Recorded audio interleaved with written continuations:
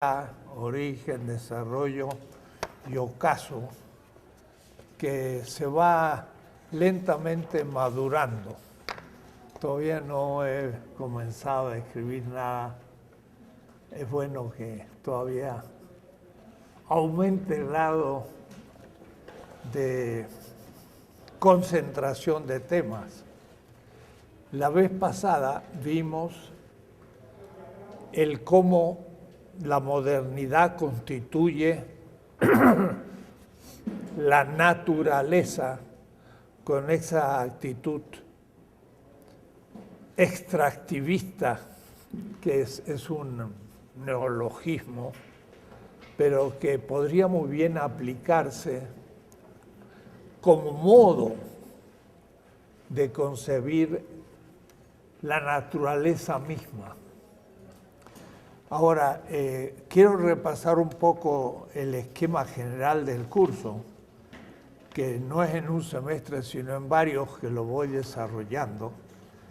Y para que lo recuerden, no sé si por ahí lo bajaron de la página, pero tiene la siguiente organización: una introducción sobre el tema de la modernidad, posmodernidad, altermodernidad, modernidades alternativas, transmodernidad, una temática que también adquirió ahora más claridad gracias al frustrado diálogo con Taha, pero que para mí me aclaró el tema de las modernidades alternativas, porque se había pensado en Marruecos tratar el tema modernidades culturales futuras, y eso me exigió a tomar el tema y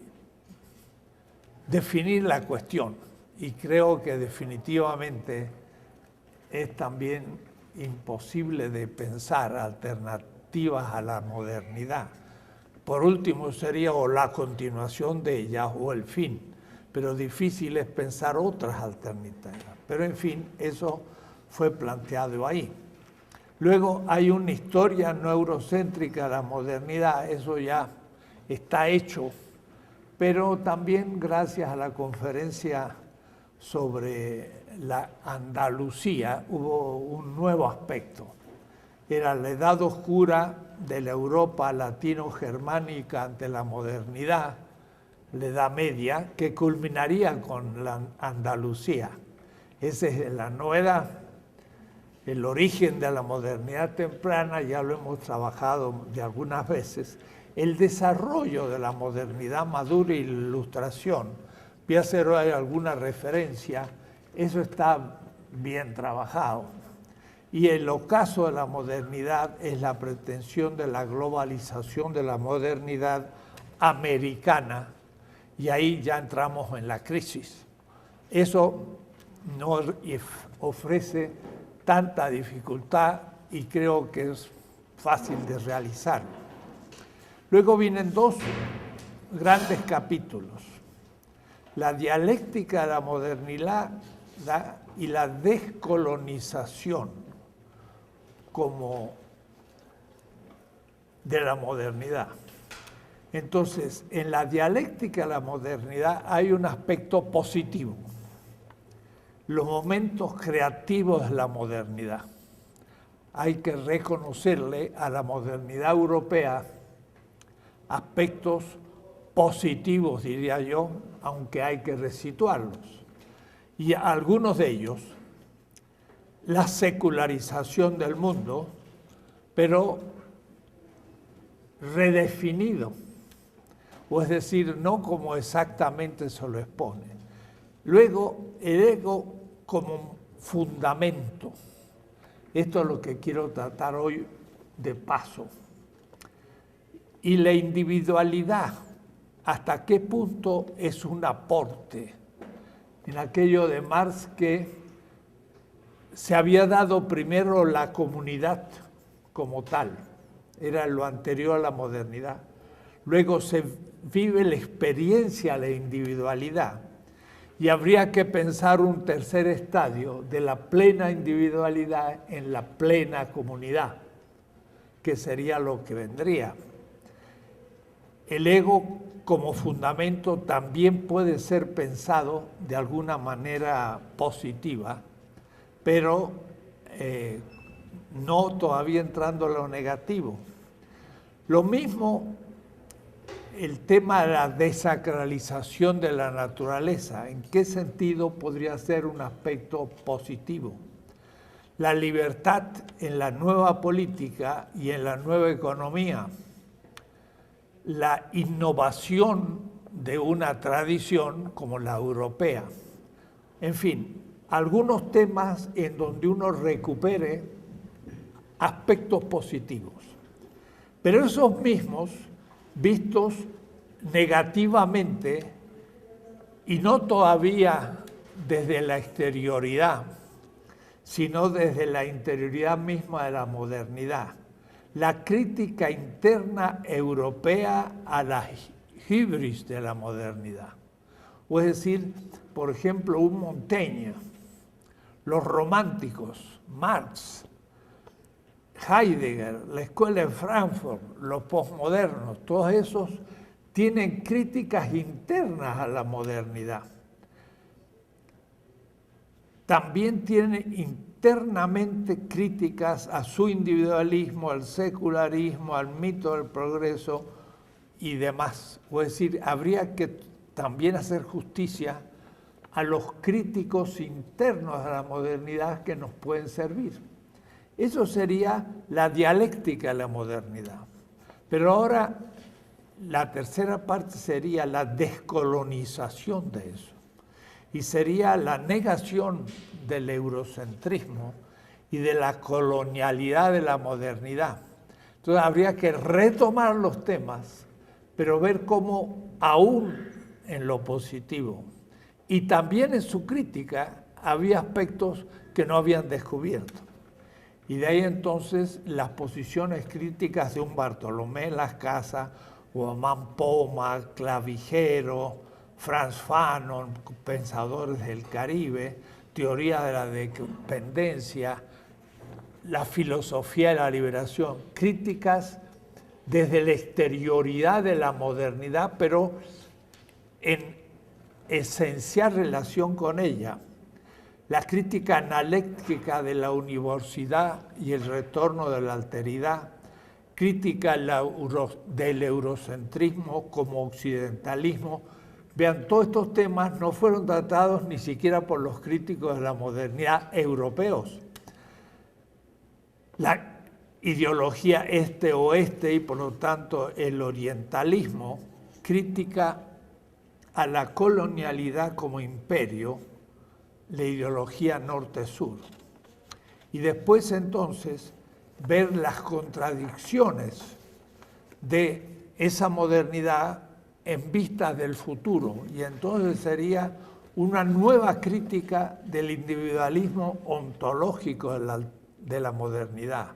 Ahí sí, por fin, la nueva crítica al secularismo y el nacimiento del diálogo intercultural, la nueva crítica a la libertad desde la comunidad, la crítica del capitalismo ante las alternativas futuras, la crítica del racismo de una sociedad sin discriminación, la crítica del sexismo patriarcal ante el nuevo ejercicio del género. Eso ya son las críticas de fondo que podemos hacer nosotros. Y al final, la transmodernidad o la nueva civilización que se irá acunando, diría yo, a lo largo de un largo siglo. No es una cosa muy... La universalidad, la globalidad, la mundialidad, el horizonte de la pluriversalidad, más allá del occidentalismo y de la colonialidad. Es decir, hemos de superar la realidad colonial, es decir, que esto no es definitivo, sino una etapa, la liberación mundial transmoderna. Terminaría.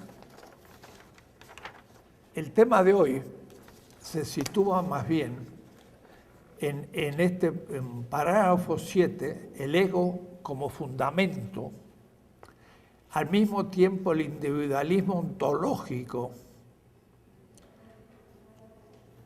En ese punto es que hoy quiero volver a hacer algunas reflexiones para ir actualizando la temática. En estos días releía, para preparar el tema, el libro de Habermas, El discurso filosófico de la modernidad.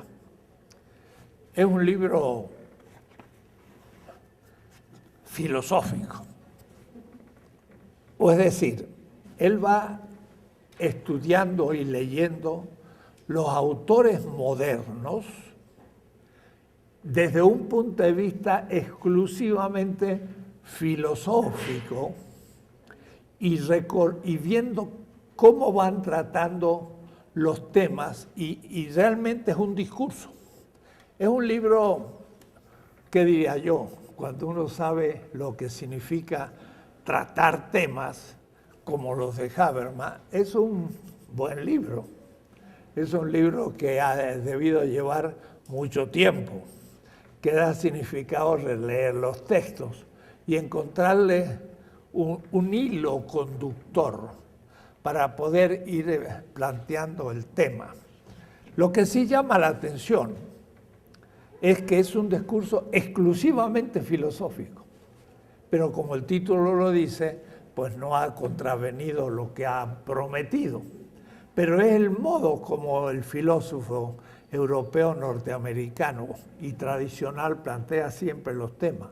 O es decir, no existe la historia, no existe la economía, se los ve como puro proceso discursivo, racional, y se cuenta sobre todo con puras obras filosóficas, no de ningún otro tipo.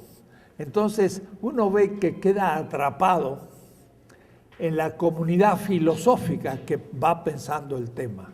Lo que pasa es que eso para un europeo todavía podríamos decir es suficiente, porque ya han distribuido las funciones y el historiador hace su historia. El filósofo también lee de historia, pero no lo incluye en su discurso.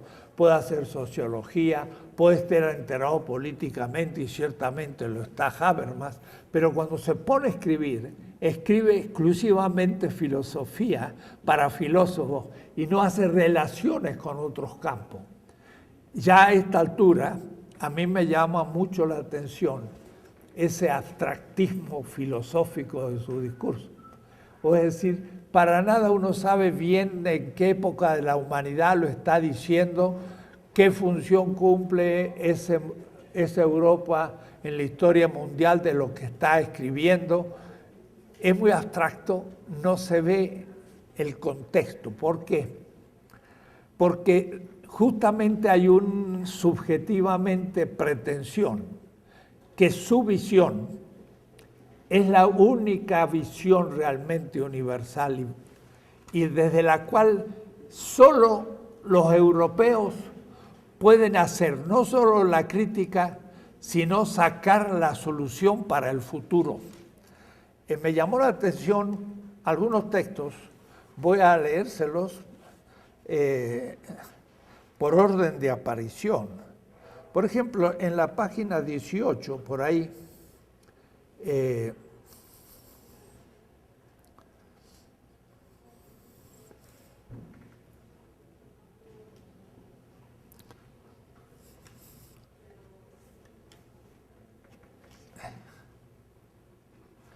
el problema de una justificación de la modernidad desde sí misma adquiere por primera vez la conciencia en el ámbito de la crítica estética, dice, a partir de los trabajos que ha comentado, sobre todo el de Blumenberg.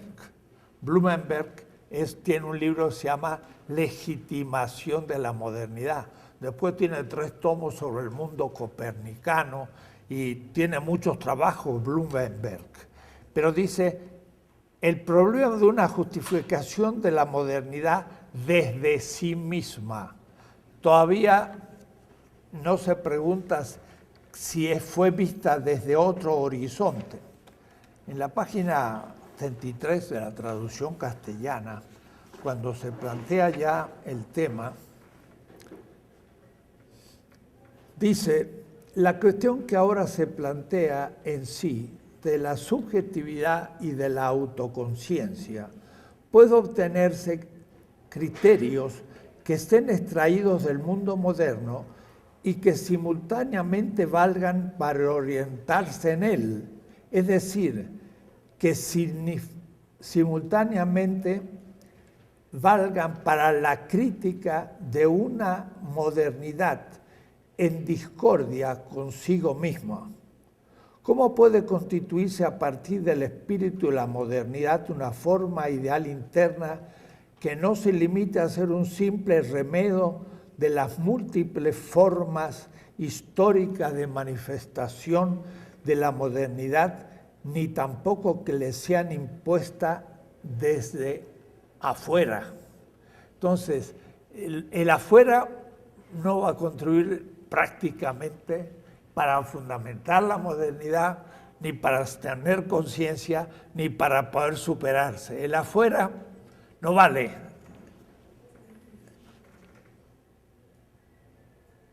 En la página siguiente dice,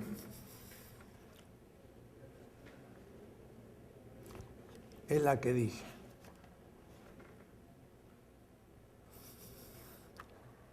en la 52.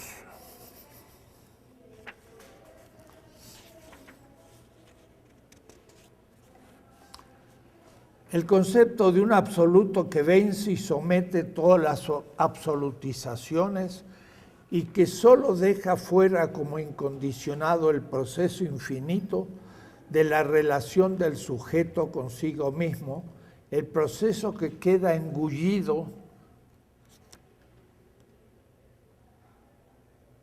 todo lo finito.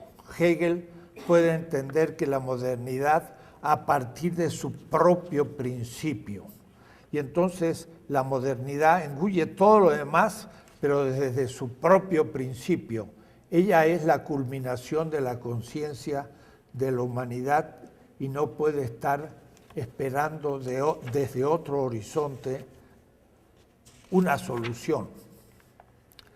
Recordemos el punto de partida, una modernidad que se ha desprendido de todo modelo abierto al futuro, deseosa de innovaciones, solo puede extraer sus criterios de sí misma. Este es más fuerte todavía. Como fuente única de lo normativo, se ofrece el principio de la subjetividad que brota de su propia conciencia histórica de la modernidad. La modernidad está en el punto máximo de la historia, no tiene otra capacidad que sí misma para criticarse. Nadie otro puede ayudarle. Esta es un poco lo que está detrás de todo el libro. Voy a seguir mostrándole otro texto final, casi ya al terminar el libro. Dice, pues, ¿quién otro sino Europa podrá sacar de sus propias tradiciones la penetración, la energía, la voluntad de visión y fantasía? Todo aquello que sería menester para quitar su fuerza configuradora de mentalidades a las premisas, desde hace mucho tiempo no metafísicas, sino metabiológicas, de esta encendida compulsión a mantener y seguir expandiendo el sistema, que es sí mismo. Europa no puede contar con ningún otro horizonte sino sí misma. Esta es un poco la convicción, aún hoy, de los norteamericanos, que a su vez en la modernidad americana piensan en la vieja Europa superada y ellos siendo la culminación. Sin embargo, en plena crisis en este momento, porque se dan cuenta que están tocando limitaciones. Esta es la hipótesis que hay que superar, y esto es la pregunta por el origen de ese proceso. Yo pienso que el origen de ese proceso fue, históricamente, ese impacto de esa Edad Media periférica del mundo musulmán, que saliendo al Atlántico impacta América y por el contacto con el extremadamente otro empieza a descubrirse a sí misma. Y entonces de 1492 a 1636 sería una etapa histórica en que Europa va haciendo experiencias crecientes de su centralidad y va a ir también justificando acontecimientos históricos. Por eso que esa etapa, 1492,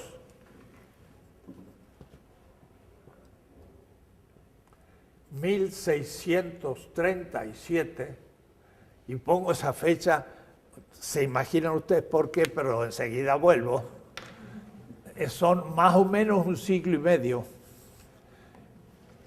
Es el tiempo en que se destruye la visión que Europa tenía de sí mismo y comienza a construir la visión moderna de la existencia. Pero no se ha formulado todavía el paradigma teórico ontológico de la modernidad. Hay que distinguir entre la puesta en cuestión empírica y la formulación del nuevo paradigma. El nuevo paradigma va a llevar un siglo y medio. Y eso va a ser Descartes. Pero los europeos van a tomar como origen de la modernidad la formulación ontológica del paradigma. Y no se dan cuenta de que hubo un siglo y medio de preparación histórica, práctica, económica, política y también filosófica, pero sin tener todavía un paradigma ontológico extremadamente claro y distinto, para usar la palabra del fundador en este punto, que ahora va a empezar a correr, porque el discurso filosófico de la modernidad de Habermas, en realidad, parte de Hegel, y está en el siglo XVIII. Además se traga todo el XVII y el XVIII, porque Hegel prácticamente es XIX. Hegel escribe sus primeras obras propias, 1801, la diferencia entre el sistema de Fichte y Schelling y la fenomenología en 1807, que sí que estamos en el siglo XIX. Y sin embargo, el libro de Habermas empieza en el siglo XIX. ¿Qué ha pasado? Se ha saltado toda la etapa pre-hegeliana y ni siquiera es la Ilustración, no toma a Kant como punto de partida, sino a Hegel. ¿Por qué? Porque en Hegel el paradigma de la modernidad que enuncia inicialmente como la grande hipótesis Descartes va a llegar a su culminación y ahora Hegel va a poder describir ese paradigma. Entonces aún tendríamos que llegar al 1818 para poner la fecha de la filosofía del derecho de Hegel en Heidelberg, donde ahí sí ya la modernidad tiene una visión histórica, estética, política, económica, filosófica toda. Entonces, hay como estas etapas. La anterior a la formulación ontológica de la modernidad o el paradigma es lo que yo llamo el ego conquiro. Y uso la palabra ego porque me llama la atención el modo como empieza a funcionar el yo europeo. La individualidad medieval de la persona como lo más digno entre todas las criaturas del pensamiento árabe y medieval, el concepto de persona no era griego.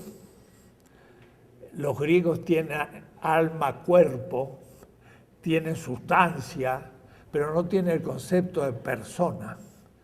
Persona viene de personare, lo que sonaba atrás de la máscara, un rostro era la persona, pero también significa la individualidad, pero la individualidad vista desde el pensamiento semita, criatura, y que puede resucitar en la individualidad, no como los griegos que se disuelven después de su muerte en un alma que se reincorpora al alma una y un cuerpo que se disuelve. Por lo tanto, se disuelve la individualidad para los griegos. En cambio, para el pensamiento semita, pero al decir eso no digo ni siquiera judío, digo egipcio, mesopotámico y mucho más atrás, el muerto no se disuelve, sino que permanece y resucita. Hay un sentido de individualidad, pero esa individualidad es todavía en el mundo antiguo y medieval, dentro de una comunidad y con una cierta experiencia de la historia que va a ser puesta en cuestión radicalmente ante el choque de esa individualidad semito, judío, musulmano, cristiana, ante el indígena, como ya lo indiqué en las lecturas de Bartolomé de las Casas. De tal manera que la colonialidad o el otro va a revestir a esa individualidad de nuevas notas que no tenía. Se va a sentir superior al otro. Se va a dar cuenta que ahora sí el mundo empieza a estar a su disposición. Ya no es un acomplejado ante el mundo musulmán, sino un dominador del mundo, uno que maneja el mundo, y entonces ese yo va creciendo en la praxis, pero al mismo tiempo va viendo una teoría, y por eso que un Ginés de Sepúlveda ya plantea el hecho, son o no humanos estos indios, pero no pone en cuestión jamás la humanidad del español, eso, o del europeo. Eso es el punto de partida. Entonces, tendríamos que de 1492 hasta la formulación del paradigma, pensar que hay un tiempo de crecimiento de la individualidad que va situándose en el centro de la historia y aún del universo, cuando a su vez comienza el proceso de la secularización con respecto a la alteridad infinita de un Dios que va a ir desapareciendo en la praxis moderna. Por eso que realmente Descartes es el segundo momento teórico, es el momento en que ahora se formula el paradigma. En el artículo que publicamos en un libro, Filosofía de la Liberación Hoy, sus alcances éticos y políticos, pues hay un trabajo mío que ya lo he referido, Meditaciones anticartesianas. Justamente, si Husserl tiene unas meditaciones cartesianas, es porque quiere volver a releer a Descartes para encontrar nada menos que el tema del otro. Porque el problema para Husserl es cómo se produce la comunicación con el otro. Y entonces, cómo aparece el otro desde el yo. Y la quinta reflexión es cómo fenomenológicamente se constituye al otro. Y esa quinta meditación cartesiana de Husserl es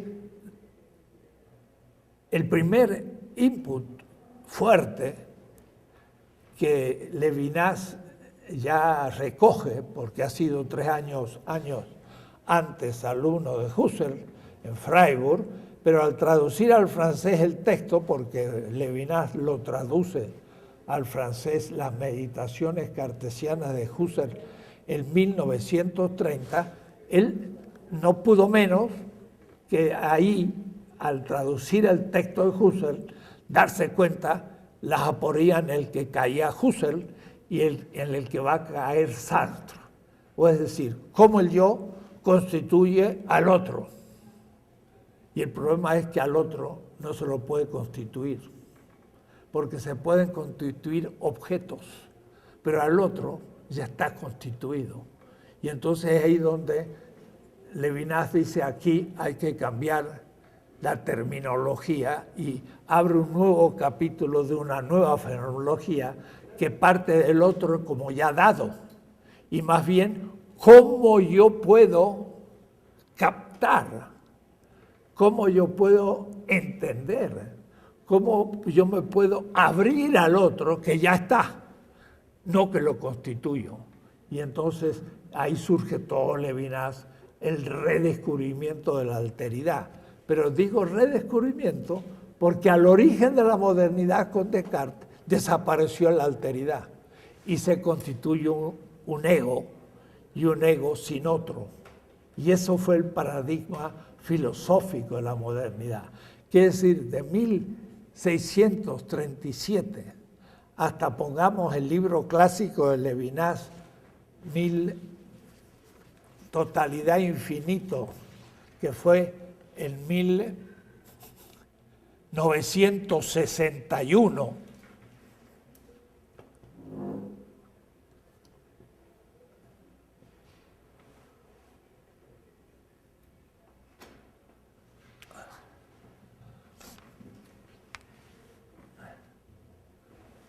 van a pasar algo más de 3 siglos, va a ser el tiempo en que la alteridad desaparece y va a ir creciendo esta modernidad que, como dice Habermas, no puede encontrar sino en sí mismo la solución de todos los problemas y aún de la crítica. Nunca Habermas enuncia que nuestra solución podría venir de la contribución con otras culturas, desde la cual podríamos tener algunas hipótesis interesantes para juntos empezar a construir un mundo. Esto ni se le ocurre a Habermas, porque piensa que lo que está fuera de Europa es filosóficamente inexistente. Y justamente la pregunta muchas veces entre nosotros, aún de los colegas filósofos, dicen, ¿y dónde está el Hegel latinoamericano? Si no hay un Hegel latinoamericano, no hay filosofía latinoamericana. Qué casualidad, Habermas empieza con Hegel, porque es el que remata el paradigma describiendo todas sus partes. ¿Por qué no ha habido un Hegel latinoamericano? Porque no habíamos tomado conciencia de todo lo que teníamos ganado y de cómo construimos junto a la modernidad esa modernidad y cómo debemos empezar a redescubrir olvidos, el olvido de nuestra historia, no el olvido del ser. Y entonces vamos a descubrir Hegel, y si no, lo estamos haciendo en este momento. Y entonces ya empezamos a ver los Hegel latinoamericanos hoy. Por eso entonces que vuelvo un poquito a Descartes, como para vivir un poco el origen. Hegel, y lo voy a tomar a partir de... ya lo he dicho más de una vez, todos los tratados de filosofías que él hace, los hace siempre en la historia y trata discursivamente en la historia. En eso entre Hegel y Habermas hay mucha diferencia. Hegel se siente responsable de situar su pensamiento dentro de la historia mundial. Habermas es ya un provinciano. ya está situado Europa y no hay necesidad de indicarlo. Ya todo el mundo sabe de dónde parto. ¿Qué mundo? El mundo europeo, pero él cree que el mundo europeo es el mundo, o es decir, el mundo mundial. Y en eso es provinciano, porque Europa ya no es más universal, sino provincia, y no lo ha advertido. En cambio, Hegel sabía que Europa todavía no había conquistado la universalidad, y la conquistaba gracias a situar en la historia el tema que iba a plantear, porque entonces los otros podían leer y situarse en lugar secundario, pero situarse con respecto al tema de Hegel. Yo por eso siempre voy a usar la historia, porque me estoy resituando en la historia fuera de la situación que me define un Habermas y que mal define un Hegel. Entonces, hoy justo ahora hay una simposio, muy interesantes conferencias sobre filosofía de la historia. Sin embargo, viendo el temario, eurocéntrica, notable, bueno, o es decir, ya denota ese afiche, ese cartel, de que no se trata de una historia decolonizada en la facultad hoy, para que abramos los ojos. Bien, Hegel tiene una historia de la filosofía y es quizás la primera, porque no había habido en su época alguien que explicara toda la historia de la filosofía eurocéntricamente como lo hace Hegel. Y la historia de la filosofía de él, que de paso no la escribió, sino que sus alumnos, qué buenos alumnos que tenía, le tomaron apunte a sus clases y escribieron el libro después muerto. Mire, yo, si ustedes escribieran mis clases cuando yo me muera, ¿qué tal saldría? No sé.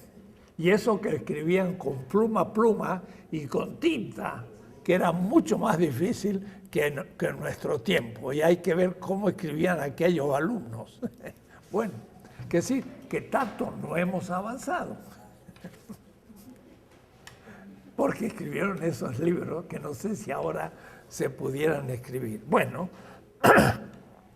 hace una historia de la filosofía completa que parece antigua. Si usted lo leen, dice, pues en la que estudié. Eso es lo que es interesante, que nadie había escrito una historia así, que es la que yo estoy estudiando ahora. Se dan cuenta del hecho. Es tan moderno y tan innovador que 2 siglos después seguimos imitando ese libro, porque él abre el camino. Pero llega entonces en su tercer tomo a la época de Neue Zeit, el nuevo tiempo. Pero es interesante, miren cómo él divide la historia de la filosofía. Filosofía griega, primero. Segundo, la filosofía de la Edad Media. No habla de Roma, porque en la estética, por ejemplo, él había hablado, miren la estética, ¿qué historia tenía? Primero, las formas del arte simbólico, el zoroastrismo, el brahmanismo, el arte egipcio, hindú, maometano y la mística cristiana. Tenía una visión mundial. B, la forma del arte clásica, y ahí toca griegos y romanos, y la forma del arte romántico. Y en este toca A, el cristianismo primitivo como romántico, B, lo callaveresco de la Edad Media, y C, la autonomía formal de las particulares individuales, y ahí entonces trata la última parte de la Edad Media. Aquí, en cambio, en las lecciones de la historia, habla filosofía oriental.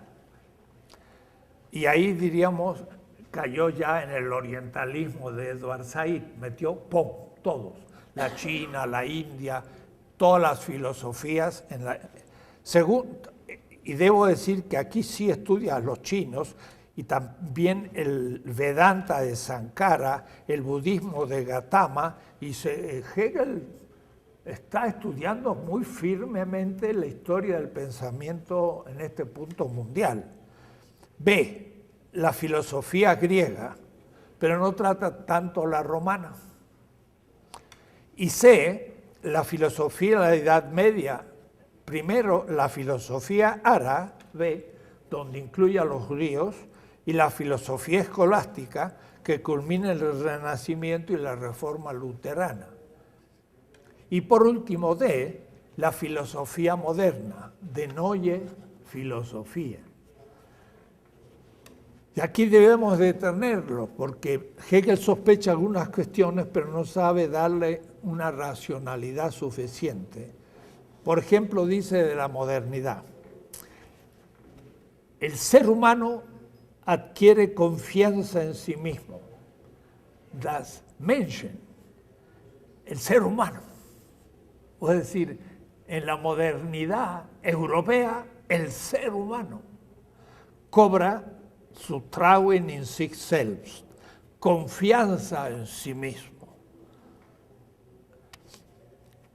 Con la invención de la pólvora, y yo pongo abajo, cuídese, cuidado, esa invención no fue europea, fue china. Pero él no dice quién la hizo la invención, pero podría haber dicho, con la invención de la pólvora en China, desaparece en la guerra la enemistad individual. Hegel era inteligente. ¿Qué tiene que ver la enemistad individual con la pólvora? Mucho.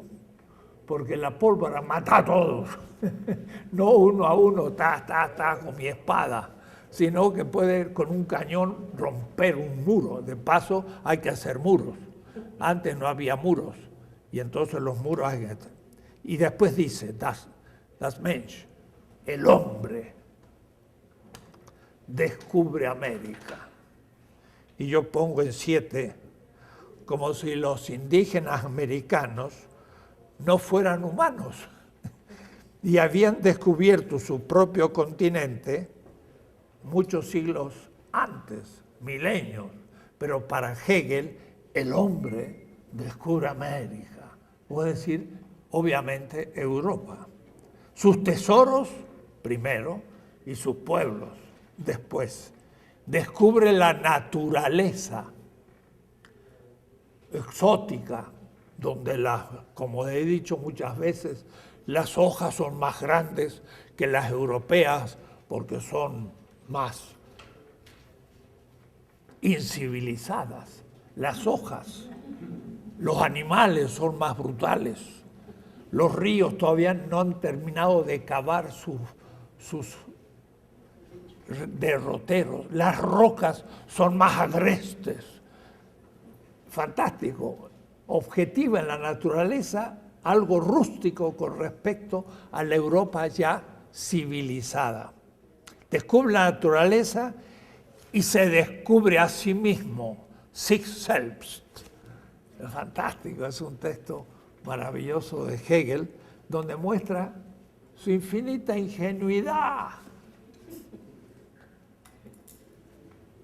Porque está pensándose el ser humano ante todos los otros no humanos. Y todo lo objetiva con una seguridad radical. Son los textos de sus alumnos. Quizás le agregaron un poco de su cosecha y no fue exactamente el pensamiento de Hegel. Pero eso es lo que entendió un alumno, por lo tanto, es lo que dejó entender Hegel. Habiendo dicho esto en cuanto a las condiciones geopolíticas exteriores a Europa, Hegel se encierra en una reflexión puramente centrada en Europa. La modernidad es europea y todo lo demás ya no interesa. ¿Qué pasó en China, en la India? Eso ya es anecdótico, porque la historia ahora el espíritu es portado por Europa, el trigger de la historia mundial, ante el cual todo el derecho de los demás pueblos, restless, no tienen derecho. Ante el pueblo absoluto, el portador del derecho, todo el derecho de los otros pueblos no tienen derecho. Es un texto tremendo de la filosofía de la religión y de la filosofía del derecho. Y bien, y entonces ahí empieza su historia. Y en esta historia es que Hegel a su vez va a situar el comienzo de esa modernidad. Su punto negativo de partida es la Edad Media, entre comillas. En los siglos XVI y XVII es cuando reaparece la verdadera filosofía. En primer lugar, para Hegel, la nueva filosofía se desdobla. Hay por un lado un realismo de la experiencia que se contrapone el conocimiento y el objeto sobre el que recae. Y tiene la primera vertiente, que es la naturaleza física, y la otra, el análisis político, el mundo espiritual de los estados, y después hay una dirección más idealista. Todo reside en el pensamiento y en el espíritu mismo es el contenido. En ese lugar va a estar entonces ahora el pensamiento cartesiano. Y lo dice de siguiente manera. Primero, se anuncia la conciliación de aquellas contradicciones bajo la forma de unos cuantos intentos, aún no suficientemente claros y precisos. Y aquí tenemos a Bacon, él que comienza a hablar del método experimental. Pero él toma a Bacon. Bacon nace en 1561.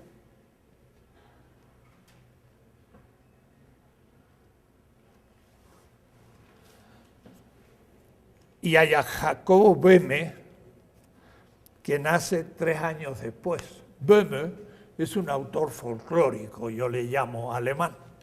Es un teósofo que tiene iluminaciones místicas, y Hegel lo trata como el primer pensador alemán de importancia. Pero en la segunda parte del siglo XVI, ¿qué está pasando? Se salta todo el siglo XVI, porque Bacon nace en el 61 y muere en el 1600 y tanto. Entonces, el siglo XVI es desde 1492 hasta el 1600. Y en ese siglo, él prácticamente no habla de nadie, porque Bacon produce en el siglo XVII y Descartes produce en el XVII y Newton va a ser en el 1641 y Hobbes en el 1643 el Leviatán. O es decir, todos son autores del siglo XVII. Quiere decir que de 1492 al 1700 o al 1600 nos hemos saltado el siglo XVI. ¿Por qué? Porque Hegel ya es el norte de Europa, que ha despreciado el sur de Europa, que ha quedado descartado de la historia en la Ilustración. Y entonces el siglo XVI desaparece, como siempre digo, y nosotros con él. Y después de Böhme, la conciliación metafísica se da así en la auténtica filosofía de este tiempo, que comienza con Cartesio. Entonces, con Descartes empieza realmente la historia moderna. Y es ahí donde tendríamos que situarnos. Descartes. Entonces, quiero ahora tomar a Descartes como el objeto de la clase de hoy, porque Descartes será ciertamente el que va a proponer el paradigma nuevo de la modernidad, mientras que el siglo XVI va a ser el tiempo de la destrucción del antiguo paradigma, desde un punto de vista histórico, cosmológico, físico, filosófico, todo. Por ejemplo, Blumenberg, que es muy especialista en la modernidad, tiene 3 tomos sobre el mundo copernicano. Pero Copérnico también es un hombre de la segunda parte del siglo XVI. Galileo, 1616, propone sus obras, 1600. Pero en 1520 llega a Sevilla, de dar vuelta a la Tierra, el Cano, que había salido en el 19 con Magallanes. Quiere decir que en 1520 España y Portugal son los primeros que experimentan empíricamente, por primera vez en Europa, la redondez de la Tierra. Ya no es, debe ser, y lo calcularon como los griegos en Alejandría. Midieron tan bien la Tierra en Alejandría que le escaparon por 50 kilómetros. La redondez de la Tierra, viendo cómo los mástiles al alejarse del puerto de Alejandría se iban quedando atrás de la redondez de la Tierra y lograron calcular la redondez de la Tierra ya en Alejandría en el siglo II con una aproximación de 50 kilómetros, una cosa monstruosa. Pero nadie le había dado vuelta en Europa, porque los chinos lo hicieron antes, pero aún parece que después hasta memoria perdieron de sus grandes descubrimientos del siglo XVI. Nunca ningún chino protestó en el siglo XVIII, XIX, XX, diciendo, pues todas estas cosas nosotros ya lo anticipamos. Ahora estamos recién descubriendo lo que los chinos habían descubierto antes de los europeos, pero de todas maneras, antes del siglo XV, nadie había dado vuelta a la Tierra como lo hicieron los chinos o como lo hizo Magallanes, Elcano, en 1520.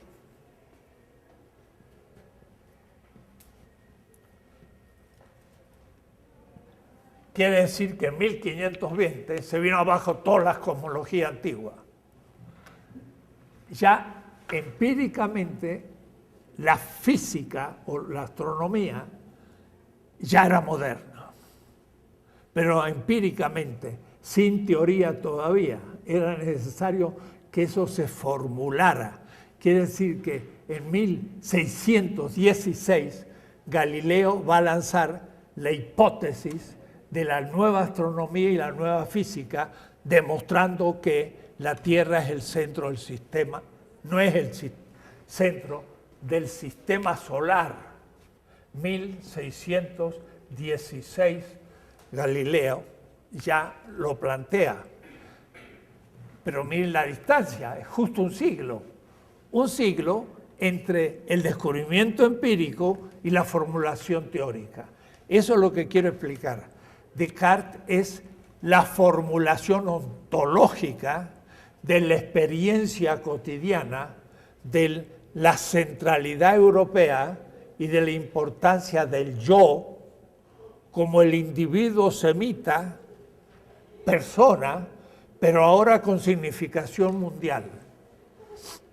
Descartes nació en 1596. Fechas, porque si no empezamos a hablar en el aire y es como se hace.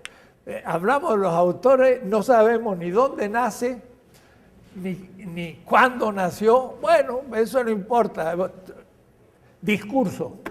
El discurso filosófico de la modernidad, un discurso. Pero el discurso está situado. Tiene un lugar de enunciación, le llamamos, locus, enunciaciones, y una geopolítica desde donde se sitúa. Si no, no se entiende lo que estoy diciendo, porque yo también estoy situado. Y estoy diciendo esto en México y en este año, y esto es histórico mundial. lo tengo en conciencia, es histórico mundial. Estamos diciendo cosas nuevas, aunque después repitamos todo el día, pero no, estamos diciendo cosas que no se han dicho. Qué tonteras, ¿no? Tan simples, pero no se han dicho, ni se han pensado. Entonces nació en 1596. Eso ya estaba a 46 años de la disputa de Valladolid, donde Ginés de Sepúlveda y Bartolomé Las Casas se habían preguntado si los indios eran no humanos. Y Descartes dijo, Bartolomé dijo, son plenamente humanos, exactamente igual a nosotros. Tienen grandes culturas como los egipcios y los mesopotámicos, tienen sus príncipes, son legítimos. Ni el papa ni el rey tiene derechos sobre los príncipes aztecas, mayas, porque ellos tienen sistemas históricos de la igual densidad que Europa. Bartolomé habla mundialmente. Es un crítico de la modernidad en su nacimiento. Eso nadie lo toma. Jamás se le va a ocurrir a un Habermas en el discurso filosófico de la modernidad empezar con Bartolomé Las Casas en 1514, que es cuando empieza la crítica de la modernidad. Aquí, 1514. Y eso nadie lo dice. Entonces, lo que estoy diciendo es una novedad histórico mundial.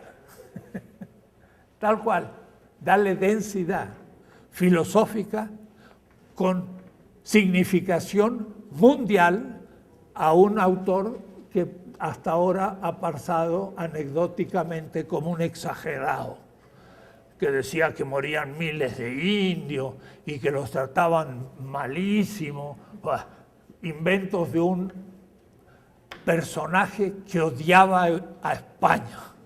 Eso es lo que decían los franquistas, que odiaba a España y por eso entonces hablaba tan mal de España. Y al contrario, él dice, para que España se salve, es bueno que corrija lo que está haciendo, si no Dios lo destruirá por lo que ha hecho en Indias. Y escribo la historia de las Indias, dice Bartolomé, para que cuando España sea destruida, sepa la causa de su destrucción. Entonces escribe un libro, no como historia, sino como apocalipsis, un libro mesiánico. Escribo el libro para que cuando España sea destruida, sepa por qué fue destruida. Y efectivamente España fue destruida. ¿Por qué? Porque en vez de haberse apoyado en los indígenas y haber hecho una civilización nueva con ellos, los explotó y se hundió. Y después vino Inglaterra y la pisó y la desapareció de la historia. Tuvo razón Bartolomé de Las Casas, por lo que hiciste vas a ser destruida, y fue destruida. Interesante Bartolomé de Las Casas, no es tan chistoso como parece.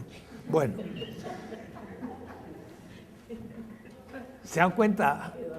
Y me doy cuenta que al decirle estas cosas no han sido dichas, nunca. Y en filosofía menos. Y todavía el 99% de los colegas dirá, eso no es filosofía. Y entonces, ¿qué es lo que yo estoy haciendo? Folclore. Descartes nació en 1596. En este momento, justamente 30 años antes había muerto ya Bartolomé Las Casas en el 66. Pero estaba vivo Francisco Suárez, que todavía no había publicado su De Legibus, que va a leer después Bartolomé. No, Bartolomé no va a leer él, sino lo que va a leer va a ser Descartes, y no el De Legibus porque no le interesaba, sino las disputas metafísicas, disputaciones metafísicas. Muere en 1650. Es joven, 54 años Descartes. Queda huérfano rápidamente, lo ponen porque tenía ciertos bienes en 1606 para estudiar en el colegio de La Flèche. Entonces, a los 10 años, miren, a qué edades ya los ponían a los pobres niños a estudiar, 1610. Esto es Descartes, ¿no? El discurso del método se va a publicar en Ámsterdam. Tiempo después, teniendo él 41 años, ya estaba algo adulto y bastante fracasado, porque ya van a ver ustedes. Allí recibirá toda su formación filosófica durante 10 años, hasta que tiene 20 años, o es decir, va a estar hasta el 1620 como estudiando. Era una excelente formación, porque después que salió del colegio de La Flèche, nunca más tuvo tiempo de poderse estudiar, porque empezó a ser un gentleman, diríamos en inglés, después pasó a ser militar, y siendo militar junto al Rin es que tuvo su inspiración mística de solucionar el tema que lo venía obsesionando desde su juventud. Y fue junto al Rin como soldado a riesgo de muerte que tiene la intuición del paradigma de la modernidad. No sabía él que era el predestinado de tal visión de las cosas. En 1512 es que estudia lógica, y es ahí que estudia por primera vez la lógica en la lógica mexicana de Antonio Rubio. Puede decir que Descartes estudia la lógica en un filósofo que fue de la Universidad de México, que escribió una famosa lógica que los jesuitas usaban en todo el mundo. Y él dice en una carta que la primera obra filosófica que leyó en su vida fue las Disputaciones Metafísicas de Francisco Suárez. ¿Por qué? Porque La Flèche era un colegio.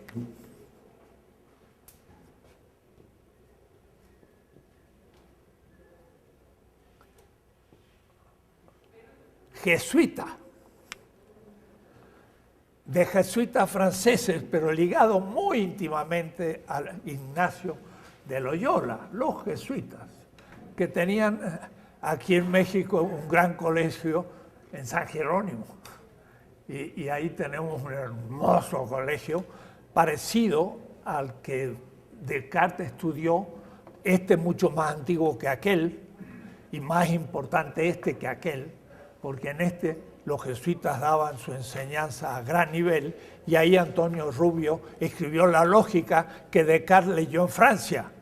Digo para que cuando pasen por el centro y vayan al colegio jesuita, se den cuenta el nivel que en ese momento tenía México, ciertamente en algunas cosas mejor que el propio París, porque estaba viendo al mismo tiempo el mundo desde fuera de Francia. El padre jesuita Chatelier fue como su segundo padre porque quedó huérfano, entonces era un pobre joven en un colegio donde vivía, y había un padre jesuita que fue lo que llamaban los jesuitas su director espiritual, pero lo quiso mucho y le ayudó mucho en su vida, realmente. Y él entonces tenía que hacer todos los días su examen de conciencia.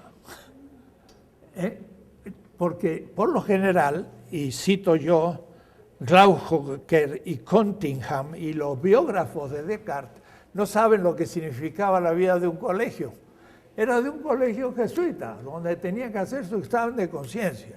Y cómo lo había concebido Ignacio a su examen de conciencia. Él ponía 2 columnas y entonces revisaba acto por acto que había hecho en todo el día a la noche. Y entonces decía, me levanté. Y tenía 2 columnas. Y Descartes debía hacerlo, porque lo tenían que hacer todos. Tenían así. Hice un acto tal, me levanté. ¿Lo hice por la gloria de Dios o lo hice por egoísmo? Ah, lo hice por egoísmo. Entonces, tras. Y después fui al desayuno. ¿Y lo hice por la gloria de Dios o porque tenía hambre? Pues está mal. Y después me vestí y fue placentero con respecto a mi cuerpo, o lo hice por gloria de Dios, y así. Pero después vi un amigo y lo saludé, pero lo saludé por amistad y no para que me ayudara. Ah, fue un buen acto. Entonces ponía así. Y lo tenían que hacer así, y uno por uno todos los actos. Eso es tomar conciencia de tus actos. Es una autoconciencia brutal, es la modernidad pensada. No es asunto de tener conciencia de algo, sino tener conciencia de tener conciencia. Porque yo tenía que volverme eso el desayuno, que fue un acto, y ahora decir, ¿y lo hice por qué? Era una autoconciencia. Ignacio era un hombre moderno, inventó una orden religiosa, y lean a Foucault, Charles Foucault, Miguel de Foucault, que justamente habla de estas cosas.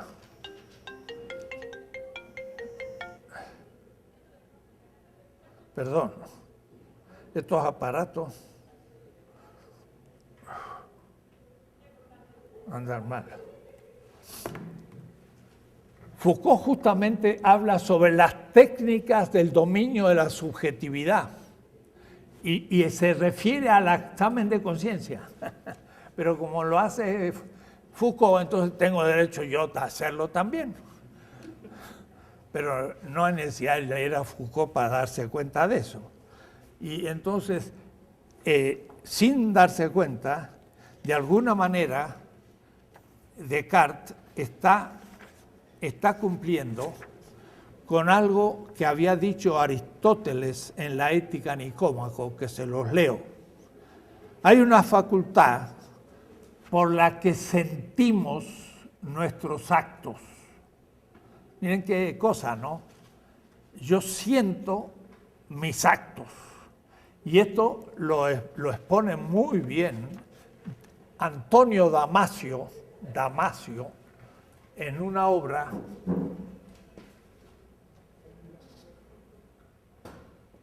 que se llama The Descartes Error, el error de Descartes. El error de Descartes. Damasio es un gran neurólogo y tiene un libro que se llama The Descartes Error, el error de Descartes. Y entonces estudia el cerebro, la conciencia, la autoconciencia, y cómo uno en la autoconciencia siente los actos. Pero entonces dice Damasio, es un feeling. Un feeling.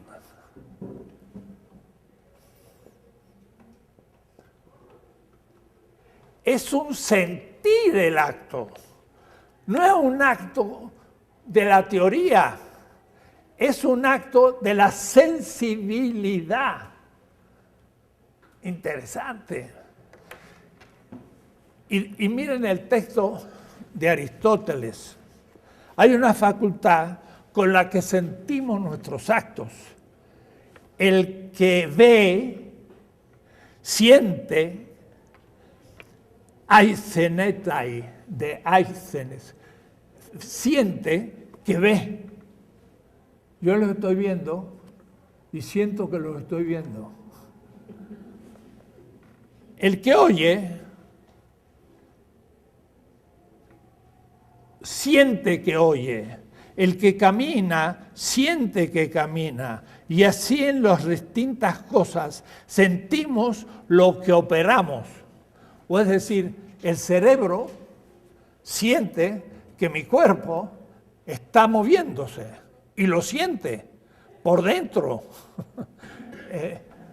Yo a veces digo, hagan ustedes la prueba, agarren un dedo y con el otro dedo digan, lo voy a sentir. Por ejemplo, voy a tocar mi uña. Ah, está dura, tiene ciertas cualidades. Este dedo toca este. Pero ahora voy a hacer lo contrario. Voy a tocar con el otro dedo. El que tocaba puede estar redondito y no es duro. Y me está sintiendo además el otro. Yo puedo sentir que en una parte de mi cuerpo siente otra parte, porque soy yo el cuerpo.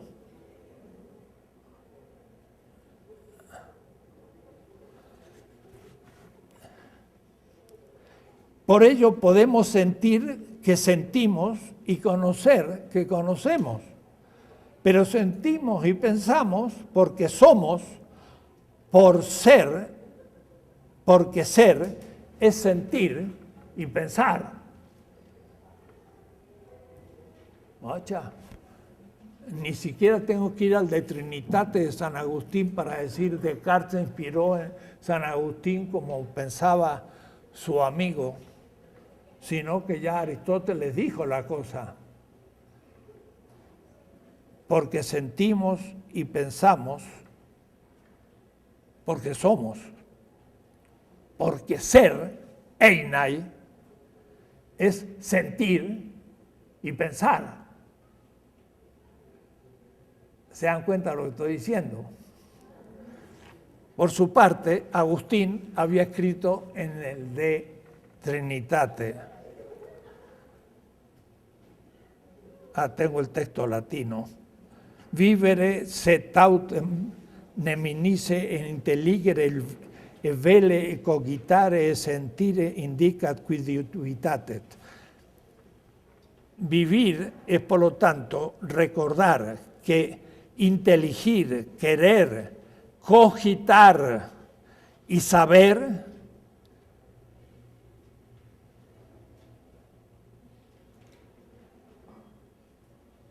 no puedo dudarlo. Y entonces, quam quidem etiam se dedubitat fide, y por tanto el que duda vive. Y entonces también San Agustín dijo, yo puedo equivocarme, pero aún equivocándome soy.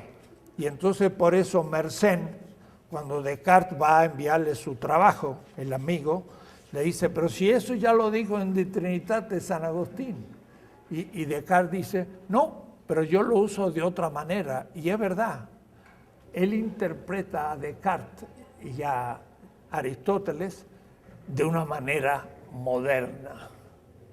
Y ahí habría que ver la diferencia entre ellos.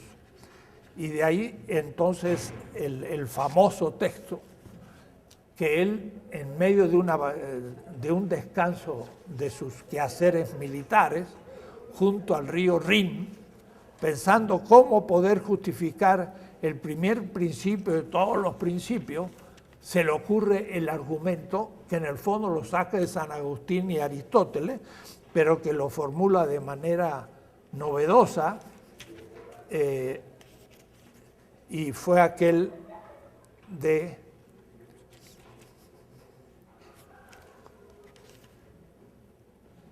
remarquant que cette vérité, je pense, dont je suis, était si ferme et si assurée que toutes les plus extravagantes suppositions de l'estétique n'étaient pas capables d'embargarle.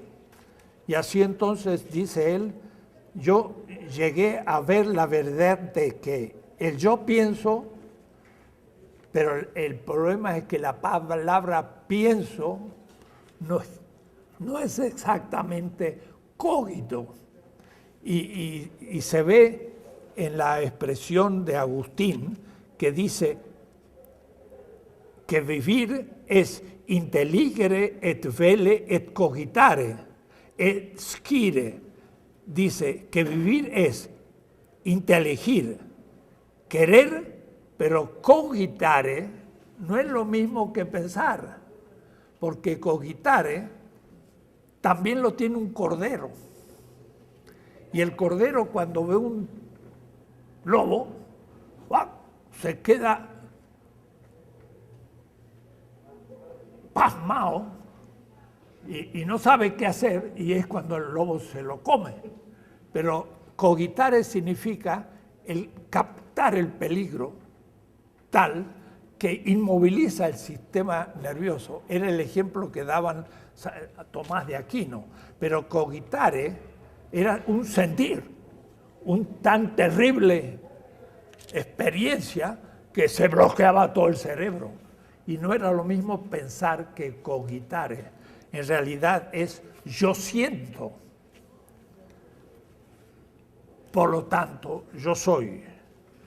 Eras tan firme y tan asegurado que todas las suposiciones extravagantes de los escépticos que él mismo se había fabricado, que dudaba de todo y al fin hasta de sus sentidos y todo, que le lleva a Rorty decir, se quedó como un cerebro en la bañera, en la bañadera, porque piensen ustedes un pobre cerebro en una bañera, porque ya dudó de todo, y de los sentidos, y de todo, se quedó así. Y ahora, ese cerebro en la bañera, ¿cómo podía retomar contacto con la realidad?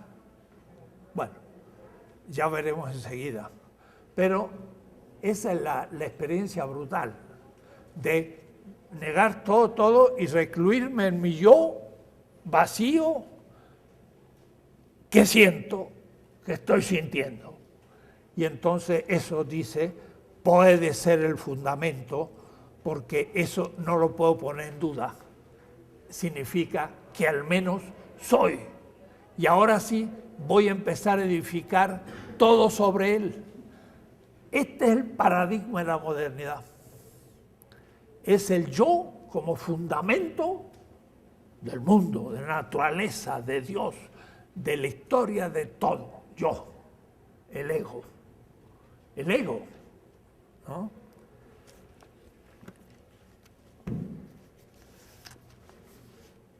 ¿De dónde lo sacó? Pues de estas lecturas, pero también del pensamiento del propio Francisco Suárez. Porque Francisco Suárez, en las disputaciones metafísicas, tiene 28 cuestiones. Las dos primeras sobre el infinito y las otras 26 sobre el finito. Debo decir que la Disputación Metafísica es el primer libro de ontología moderno.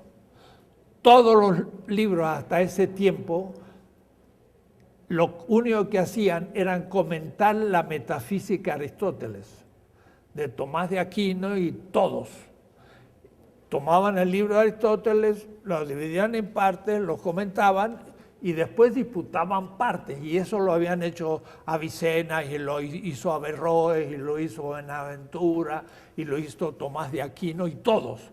El primero que rompe el esquema, y que en vez de comentar a Aristóteles, propone un sistema de categorías, el primero es Francisco Suárez. Y por eso en realidad es el primer filósofo moderno.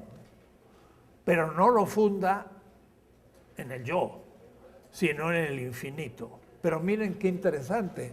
¿Cuál es el nombre que le da a Dios? No le pone Dios, le pone un predicado matemático.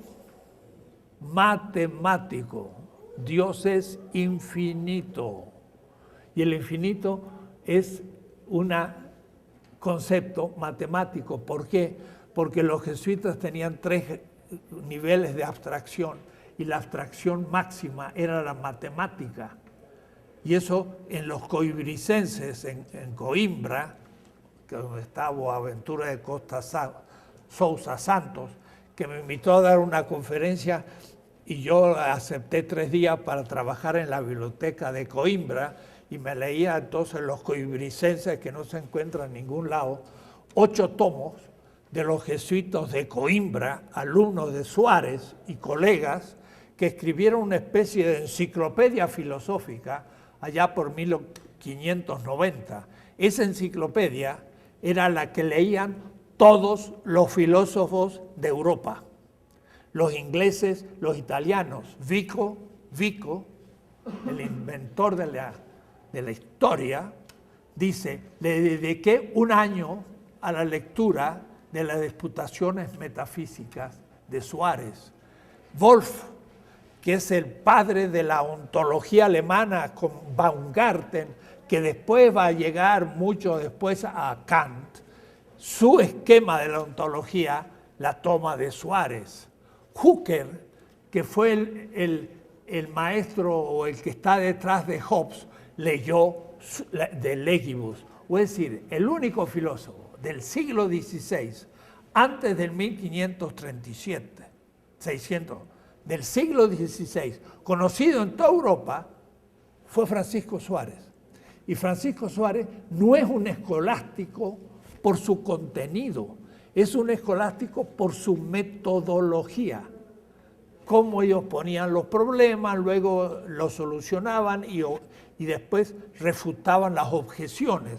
Eso es un método que lo inventaron los árabes y lo usaron los medievales. Pero el contenido de Suárez es completamente moderno. Él habla del concepto subjetivo y el concepto objetivo y prácticamente está Kant. Entonces el problema está en que a Suárez se le preguntó ¿en qué se distingue Tomás de Aquino? Y los escolásticos medievalistas tomaron a Suárez como un escolástico medieval. No, hay que cortar en el siglo XVI y decir, la escolástica metodológicamente llegó hasta el siglo XVIII, pero Suárez es un filósofo moderno con una metodología escolástica. Entonces la pregunta ¿es Suárez moderno? Claro que lo es. Más, Descartes hace toda su argumentación a partir de las categorías suarezianas, porque después que tiene, leamos un poco el texto de Descartes. He conocido por ello que yo, moi, era una sustancia, substance, un hipokeimenon, diría Aristóteles, cuya esencia en totalidad o la naturaleza de ella consistía solo en pensar, y que para ser no tenía necesidad de ningún lugar, ni dependía de ninguna cosa material. De suerte que este yo, moi, es decir, mi alma, l'âme, por la que soy lo que soy, era enteramente distinta del cuerpo y aún era más fácil de conocer que él, que el cuerpo. Esto Schopenhauer va a decir, el cuerpo es más fácil de conocer que el alma y es lo más inmediatamente conocible, contra Descartes. Pero Descartes decía, el alma es más fácil conocible que el cuerpo. Y que aunque él no fuera ella, no dejaría de ser todo lo que es. Este es el texto inmediato, posterior, al que yo he leído. Y lo interesante que dice el texto, enteramente distinta al cuerpo. Es un alma entonces, es un alma al que le es enteramente indiferente de tener un cuerpo. ¿Y su cuerpo qué es? Es una res extensa, que por último es pensada como una maquinaria perfecta. Pero máquina, o es decir, cuantidad. Pero vuelvo antes de seguir, al pobre cerebro en la bañera, porque ¿cómo hago yo para recuperar ahora el poder seguir hablando? Porque si yo digo estoy ya desconectado con todo y dudo de la inteligencia y de los sentidos y de todo, entonces, ¿cómo puedo empezar a seguir pensando? Bueno, él lo que va a hacer, va a usar la demostración ontológica de Dios de Anselmo de Canterbury, que es una demostración ontológica, por decirla, pero es logicista, porque él dice, yo tengo una idea innata de Dios. Ah, ¿y cómo? ¿De dónde la sacas? Es innata. Y yo le preguntaría a Descartes, ¿y cómo sabe que es innata? Todo lo que sigue es absurdo. Pero, entonces, como tengo la idea de un ser perfecto, en ese concepto se exige, por ser perfecto, la necesidad de su existencia. Y por lo tanto, Dios existe. Esta es la demostración. O decir, yo digo, ese pobre cerebro en una bañera tira un lazo al infinito y ahora de pronto, ¡clac!, tiene ya al infinito. Y ahora Dios no puede engañarse ni engañarme y entonces me abre la realidad de nuevo a ser pensada. Y entonces yo puedo empezar a pensar desde la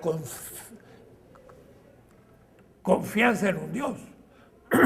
Ahora piensen ustedes que lo que va a seguir después, Malebranche, Leibniz y todos ellos, hasta Kant, ¿qué va a decir Leibniz? Va a decir algo parecido. Yo soy una mónada.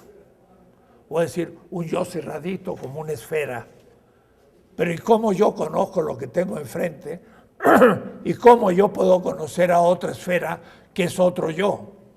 Pues lo que pasa es que yo estoy de tal manera organizado que a priori yo sé todo lo que voy a hacer. Y entonces yo creo que estoy tocando la botella, pero eso es un desarrollo interno de mi mónada. En realidad yo no tengo experiencia de la botella, pero yo estoy programado para sentir esa experiencia. Y las mónadas, entonces, todas independientes, sin embargo, viven relacionadas por un mecanismo a priori que Dios puso en su constitución. Claro, Leibniz es una cosa fantástica realmente, es una imaginación. Pero siguen pensando desde el yo hasta llegar a Kant. Y Kant sí, ya empieza a romper la burbuja. Y entonces ya dice, sí, es verdad, yo pienso, es el punto de partida. Y es el yo. Pero yo pienso y hay una experiencia de la realidad. Y entonces surge Kant. Y después Fichte, que el yo se va a transformar en yo trascendental. Pero después en Schelling va a ser Dios mismo, al cual yo puedo ser participado. Y después viene Hegel. Y estamos ya en la realización de todo un discurso del yo moderno que tiene un modelo ontológico.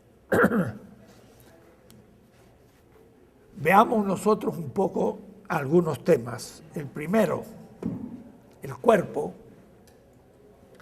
es absolutamente desvalorizado y descorporalizado. Y descorporalizado el alma. Es un dualismo que Tomás de Aquino quedaría espantado. El propio Tomás, porque él tomó de Aristóteles el lilembofrismo y pensó que el alma era la forma de una materia y a la muerte debería morir también el alma. Pero entonces el pobre Tomás dice, sí, efectivamente, el cuerpo de Cristo que está en la cruz ya no es el cuerpo de Cristo, sino lo que estaba organizado por el alma de Cristo. Pero como Él no puede dejar de ser ilemorfista, ¿cómo va a poder predicar la inmortalidad de una forma? Tomás se encuentra en un dilema imposible de superar. Tengo un amigo, Carlos Bazán, que era profesor de medieval en Mendoza, en Argentina, un hombre de calibre mundial. Es una de las 3 personas en el mundo más capacitadas.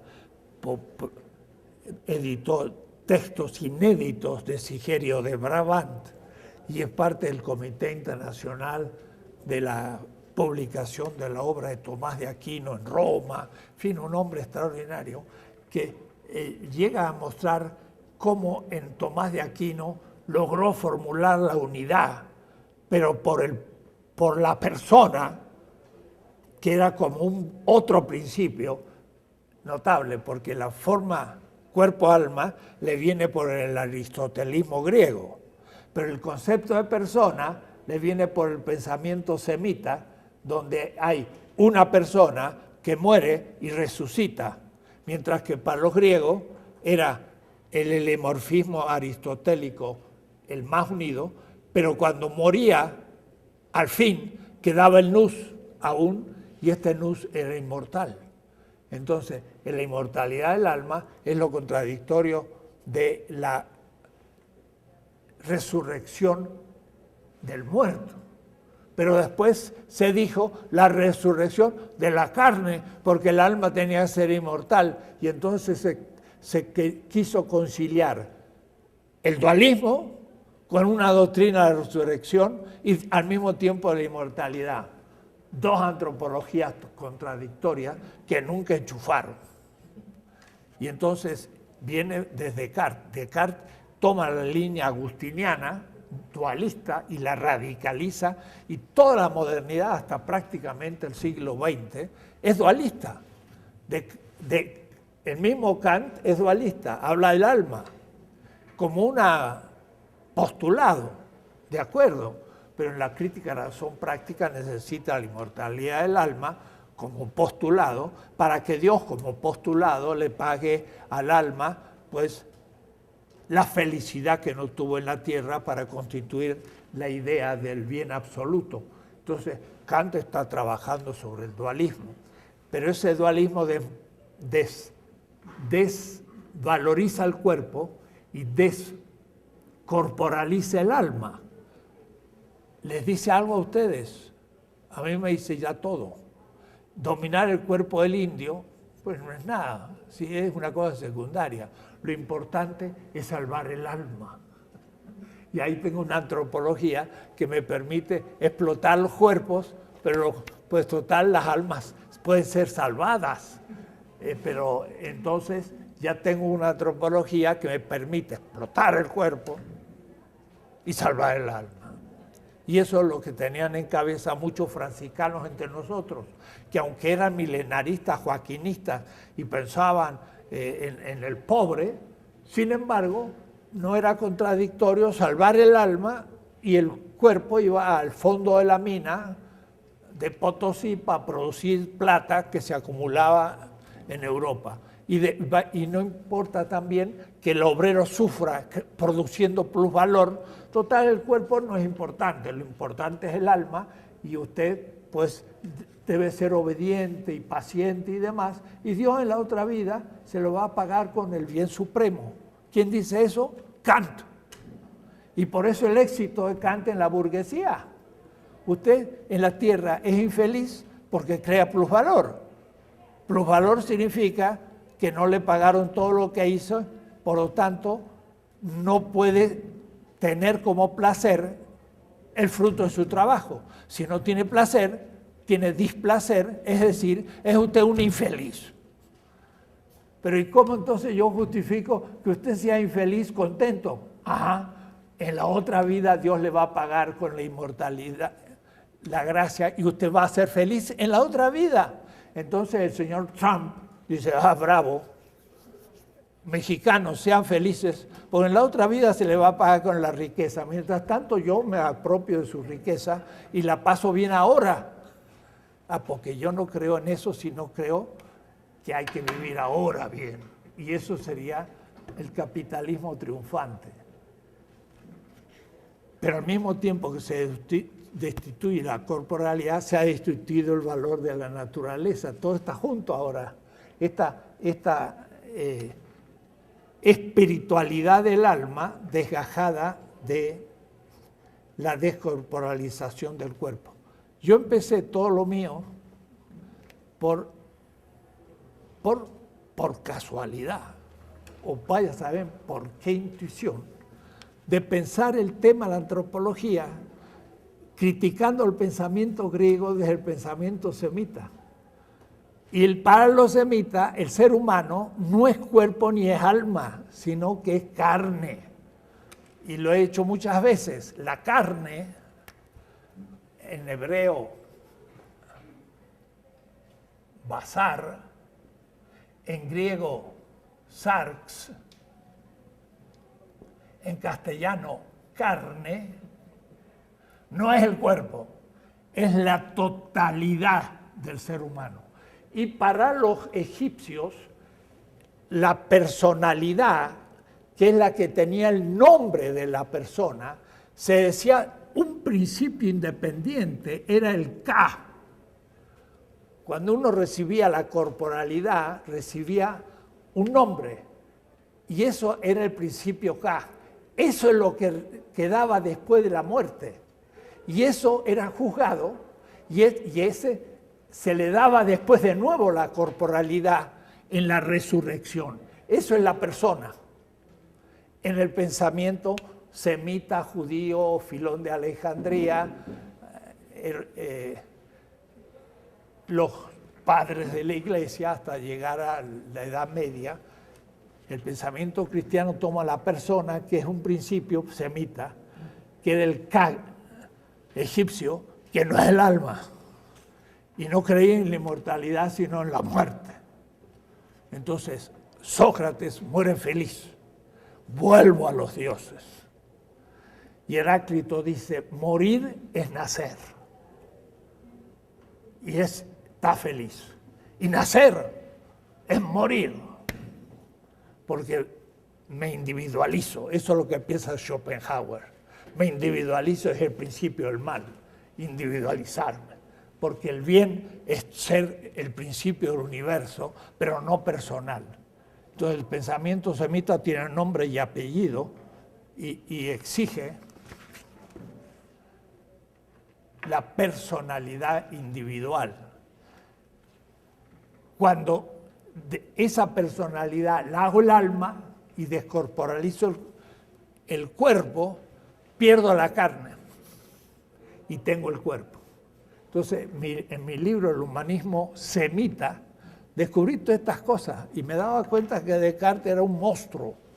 Era realmente la posibilidad de desvalorizar el cuerpo, pero no había visto todavía la significación histórica, económica, sexual, de género, de raza y de todo y todo. Todos los problemas de la descolonización son económicas porque nos explotan. ¿En qué? En que mandaron los cuerpos a las minas o las mandaron al campo tropical para que produjesen los productos tropicales, o el capital mandó al obrero a hacer trabajo asalariado y es el cuerpo el que es explotado.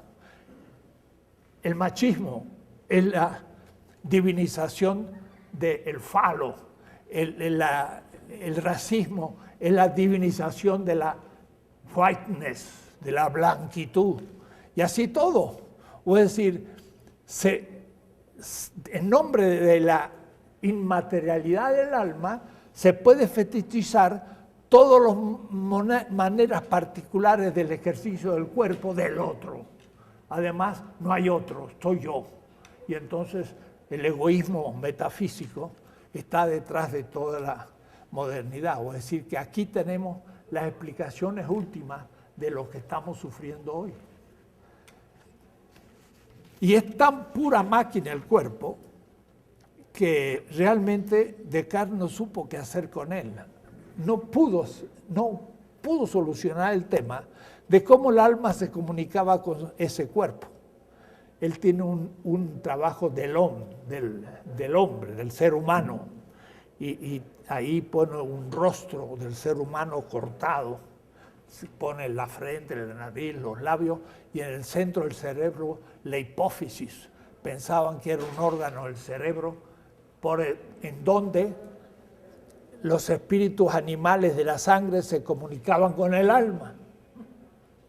Y entonces Descartes llegaba a pensar esa máquina que tenía por la sangre los espíritus animales, que en la hipófisis se comunicaba con el alma. Absurdo. Porque diría, ¿y cómo eso de un espíritu animal? ¿Qué significa? Bichitos chiquitos. Y a su vez el espíritu animal tenía un espíritu y un animal, o es decir, tenía un cuerpito y una almita. ¿Y cómo comunicaba el almita con el cuerpito del espíritu animal? Por otros espíritus animales más chiquitos. Y entonces al infinito. No se comunica nunca. Absurdo. O es decir, no es racional, es un mito. ¿Qué cosa? Nunca lo había pensado. Es un mito. La inmortalidad del alma es el gran mito de la modernidad, porque si era mito ya para los griegos, ahora se hace un mito con pretensión de cientificidad y con precisión filosófica. Y eso va a existir hasta el siglo XX, va a llegar, ¿no? Y se va a hacer universal, diríamos así. Esa desvalorización de la corporalidad, ¿cómo se puede superar? Y bueno, por una recorporalización del ser humano. De ahí que sí, Merleau-Ponty realmente, en la fenomenología, por ejemplo, de la percepción, empieza a mostrar que la percepción es un todo, donde el sentido tiene componentes sensoriales, pero al mismo tiempo conceptuales. Y esto en la fenomenología, y esto también es Javier Zubiri.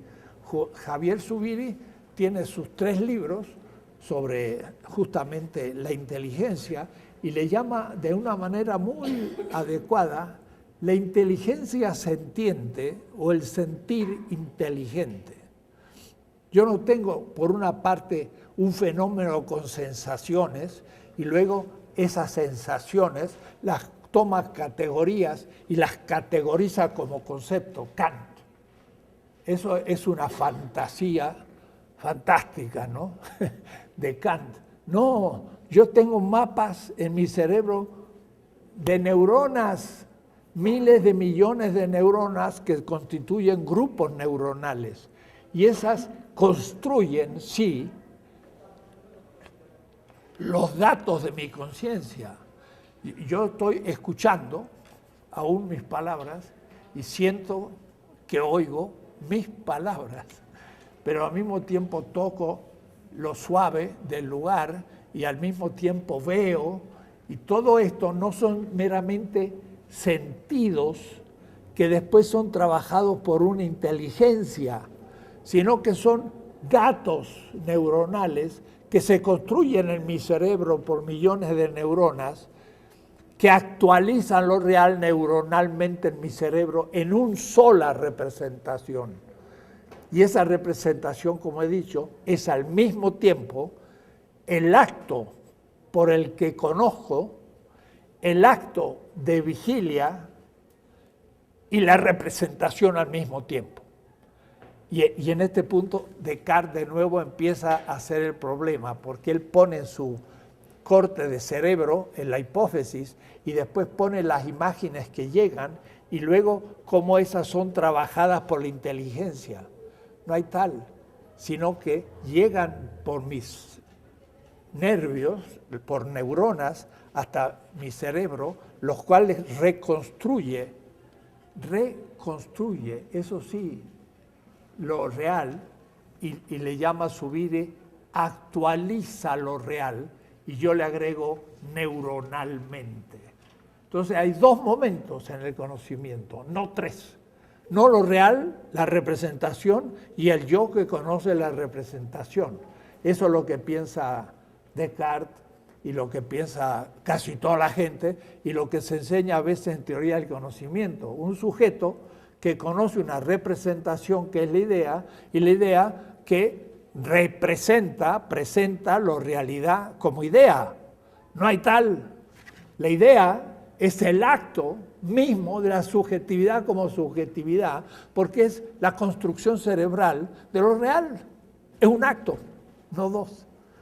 Porque si yo necesitaría ver la representación desde un sujeto cerebral, lo mismo que el pobre Descartes. Y ese hominúsculus tiene también una representación para poder conocer la representación, siendo él un sujeto, el cual a su vez tiene una representación al infinito. No anda, se acabó todo. Lo real, la representación y el sujeto que conoce la representación. Kant, lo real no la conozco, lo que conozco es la representación. La cosa en sí no la conozco. No es así. El sujeto es el cerebro. Lo real impacta a mis órganos, mis ojos, mis oídos, mi piel, todo, y esto de inmediato se comunica por distintos mecanismos neuronales y el cerebro como totalidad actualiza eso real en mi subjetividad. Y esa representación de lo real es el acto cognitivo y es el hecho de ser sujeto. No hay un sujeto que ve, sino que es eso mismo, porque soy yo. El sujeto es el cerebro, pero el cerebro actualiza lo real neuronalmente. Husserl o los fenomenólogos dicen intencionalmente. Bueno, está bien, metáfora, intencionalmente, pero digámoslo con nombre y apellido, neuronalmente, y se acabó. Y es perfectamente filosófico. Neuronalmente yo actualizo la botella en mi cerebro y digo, está a tal distancia y muevo mi mano porque mi cerebro ordena en un juicio práctico, impera a mis músculos y mis músculos van y no casualidad está la botella ahí. ¿Por qué? Porque la he visto y la he construido neuronalmente. El idealista diría, por casualidad toco algo que es la botella, pero no es la botella, es la representación de la botella. En realidad nunca tomé la botella. Eso es la modernidad. Hizo toda una teoría de conocimiento fantasiosa, pero con lo cual desvalorizó la corporalidad. Y al desvalorizarla explotó el extractivismo del cuerpo. No solamente en la naturaleza que vimos la vez pasada. El cuerpo no valioso es explotable. Pues total, tú tienes un alma valiosa que se va con Dios. Me acuerdo, pensando estas cosas, había una cruz que decía, salva tu alma. Y ya sabiendo un poco estas cosas, digo, qué cosas, ¿no? La historia, cómo puede llegar a las confusiones más absolutas. Una cruz es en la que pendió la corporalidad de alguien que se levantó contra la injusticia de un imperio. Y la cruz es la silla eléctrica. Y ponen sobre la cruz, salva tu alma. ¿Qué significa? Esa cruz es un fetiche, es un religioso de un alma que no fue crucificada. ¿O qué sentido tiene? Absurdo. Si eso habla de que tenía la forma tal porque el cuerpo permite que me meten 2 clavos en mis manos y otros en mis pies, y por eso tiene la forma de cruz, que es el cuerpo. Pero es el cuerpo el que se sacrificó para luchar contra la injusticia del cuerpo, o es decir, de la corporalidad. No existe el alma. ¿Y eso quién lo dijo? Todo el pensamiento semita. Y lo dijo el fundador del cristianismo. También, porque para él no había alma. Había vida. Nefesh en hebreo significa la vida. Los hebreos no tienen alma y por eso no tienen inmortalidad. Tienen resurrección de la carnalidad. Un mito, sí, pero un mito interesante en la historia. El de la inmortalidad es brutal, porque justamente el que justifica la esclavitud de los griegos, de los romanos y después todo lo que sigue, ¿no? Entonces, vean ustedes cómo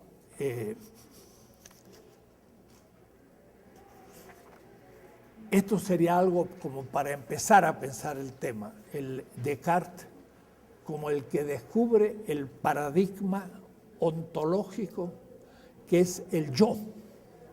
Y hay un excelente artículo acá adentro de este tomo Filosofía de la Liberación de Juan Carlos Paisani. Muy bueno, se los recomiendo, es cortito. Se llama La egología, porque entonces él está trabajando hacia una crítica de la razón egolátrica, pero a su vez desde una crítica egológica. Pero la egolátrica sería la fetichización del yo, que descorporaliza la corporalidad y justamente la que permite el extractivismo de la naturaleza. Ahí se encuentra un meollo de la subjetividad de todo lo que se va a hacer. Y en la constitución de la naturaleza como extracción se basa todo lo que vamos a hacer con esa realidad, ese yo. Entonces, la naturaleza es destituida de su dignidad y la corporalidad es destituida de su dignidad y queda una naturaleza secularizada, extractible, y un yo abstracto que le es indiferente tener un cuerpo desde donde empiezo a construir todo. Esos serían los dos polos brutales de la ontología moderna. Y todo lo demás son mediaciones. Eso es lo que hay que superar. No somos un ego, somos un singular en comunidad, corporales. Y la corporalidad es nuestro ser. Y entonces cuando a mí me duele un dedo, me duele mi ser, mi corporalidad, porque soy hasta donde llega mi piel, físicamente. Pero por último, gracias al mundo de un Heidegger, también mi cultura forma parte de mi totalidad y soy yo mismo. Entonces también hay que afirmar la totalidad de mi mundo como mundo cultural y tienen que respetarme ese mundo porque es la extensión de mi corporalidad. Si me destruyen mi cultura, me destruyen a mí mismo.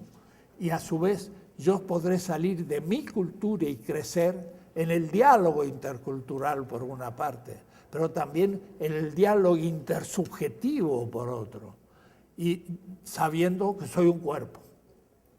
¿Y qué es lo primero que hay que hacer en ética con una corporalidad? Comer. Como dice Rigoberta Menchú, me fui a ver a los demás pueblos mayas para ver si eran igual que a mí y les pregunté, ¿qué comen ustedes allá en Guatemala?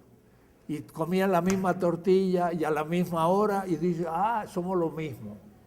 Y por eso el libro de los muertos, que es el libro de los vivos, cuando muere el K, que es el principio de la personalidad que subsiste, le pregunta a Osiris, ¿qué hiciste de bien? Y dice, le di comer al hambriento. Ah, ahora sí te resucito. El criterio ético por excelencia, dar de comer. Soy corporalidad, pero un alma no come. Solo piensa, dijo Descartes. Dijo, leí el texto, ¿no? La única actividad del alma es pensar. No come, ni tiene sed, ni tiene hambre. Pues está muy cómoda, es un ángel. Es un ángel, tal cual. La egología le llama Juan Carlos, y yo le llamaría la angeología. El yo de Descartes es un ángel, pero un ángel peligroso, porque se tragan los cuerpos de todos los demás. Es un ángel que dice que solo piensa, pero tiene un apetito infinito. Adelante. Terminamos.